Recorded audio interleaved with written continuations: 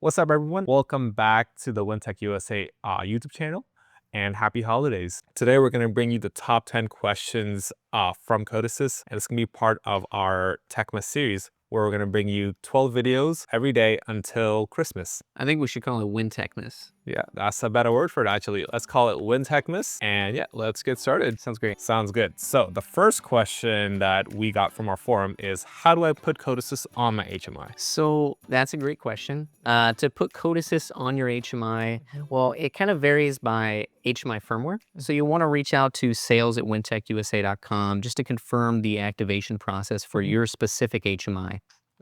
Yeah, that's really what I would say on that part. Yeah, our sales guys are really good people out there, and they will for sure take care of you. All right, and next up, will I need a separate piece of hardware to use CODESYS at all? No, CODESYS is entirely software based. So actually, all you need to do is activate the unit and you're ready to go. Got you. So it's pretty simple setup. It's super simple, so you'll activate it and that's it. You don't need any other hardware. Got you. And then after I activate it, can I deactivate CODESYS at all and switch it over? That's a little more tricky. So actually, after you activate CODESYS, that unit will have CODESYS permanently. So there's no way to disable the activation or transfer the activation. So it's good to make sure that the unit you want to have CODESYS on is the one that you're going to activate. Got you. There's no transfers, nothing after it's set up. Nope, that's it. Got you. All right. And the next question we have is, what software do I use to program the CODESYS? So as far as software, we recommend the generic CODESYS IDE. So you can get it from forum.weintechusa.com or weintek.com. And through that, basically we have a specific CODESYS version that we recommend, or a CODESYS ID version that we recommend. It would be 3.5, 0.15, 0.50. Yeah. You can get that directly on our forum. So that's why I plugged our forum right there. Yeah. Just because if you go to the latest, if you go to the CODESYS website and you try to download it from there, you might get a newer version. We recommend this specific version just for optimal compatibility. Got you. Yeah, so that's our forum. Ask questions on there, any comments you have. And next question up is, does CODESYS support any web visualizations at all? So CODESYS doesn't, or our CODESYS, I should say, does not support any web visualization or visualization aspects that are typically found within other CODESYS PLCs. The reason behind that is that, well, we're an HMI manufacturer. We've been designing HMI software and HMIs for about 30 years now. And so our software is, I don't want to say it's more capable than CODESYS, but we put a lot of time and effort into our software. So we have over 450 drivers, thousands of graphics, quite possibly thousands of graphics, and really it's just an intuitive framework for visualization development. Gotcha. So all the visualizations done by EB Pro, and then CODESYS has all the programming there. Yes. Two separate. Yeah. So HMI, not all the programming, but yeah, and a lot of the programming, the PLC side is all done in CODESYS, and then the HMI will have the visualization aspects. Got you. And then moving on, how does the HMI connect to the internal CODESYS PLC? Okay, so how does the HMI connect to CODESYS? Well, so the way we connect to anything, just about anything, I should say, is through drivers in our software. So if you've never seen EasyBuilder Pro, as I mentioned, we have tons of drivers.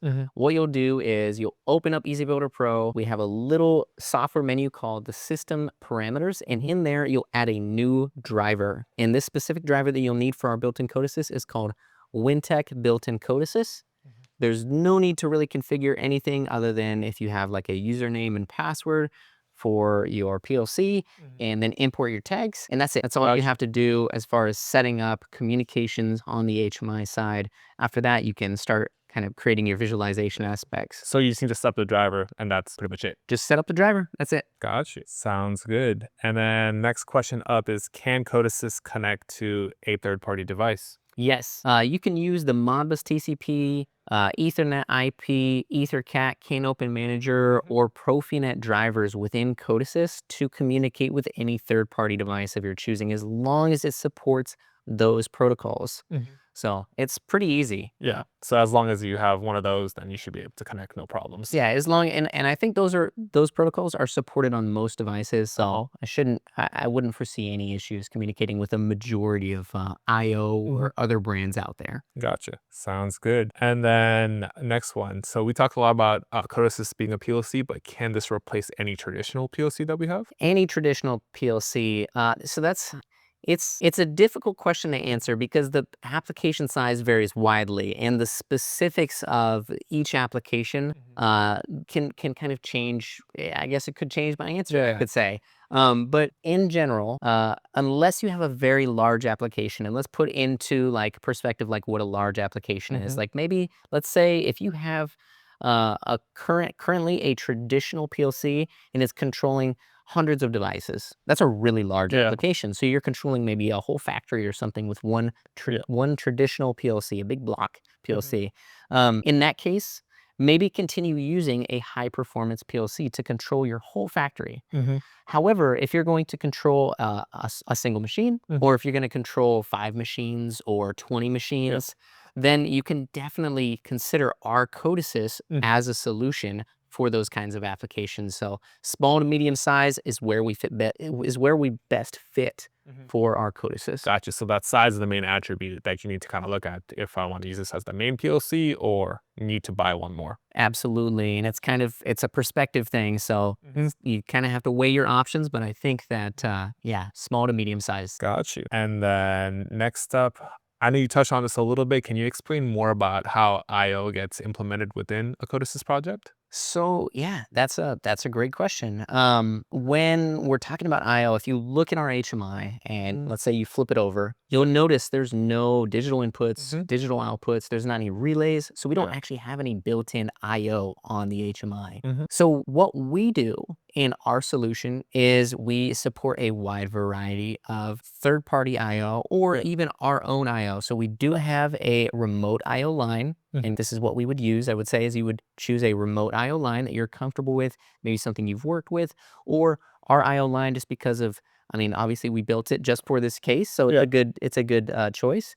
But you just want to pick one that supports the protocols that we support in CODESYS. Again, that was Ethernet IP, Modbus TCP, EtherCAT, CAN Open Manager, and Profinet. So if you pick a IO IO master that supports that, you should have no problem using that in your CODESYS app. Got you. So that brings in the flexibility right back in because you can basically connect your IO to a lot of these different brands, still get the communication going correctly. Yeah, you can connect CODESYS to a lot of different IO brands, and there's not really much of any worries for communication. So got you. And then next up, will CODESYS limit the HMI functionality at all? That is also a good question. So CODESYS doesn't necessarily, I wouldn't say CODESYS limits the HMI functionality. Doesn't limit the functionality of the piece of hardware as a whole. However, CODESYS does take a single CPU core. It does take the Ethernet LAN 1 port. It does take the CAN bus port on applicable units because it has to have those in order to operate as its own kind of like standalone entity within the HMI hardware. And so that means that the Ethernet LAN 1 port, you can't use that to then reach to the HMI because CODESYS owns that port.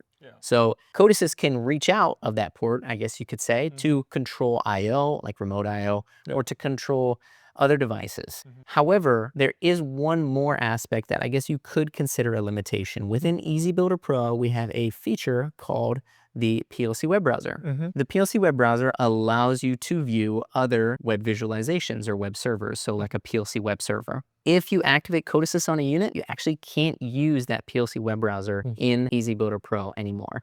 You can add it, but the HMI won't render it because CODESYS has that extra CPU core. It has some more utilization over the resources that the HMI might otherwise need to actually load and render graphics from an external source. But on the flip side, you get your CODESYS and your Weintek HMI built all in together.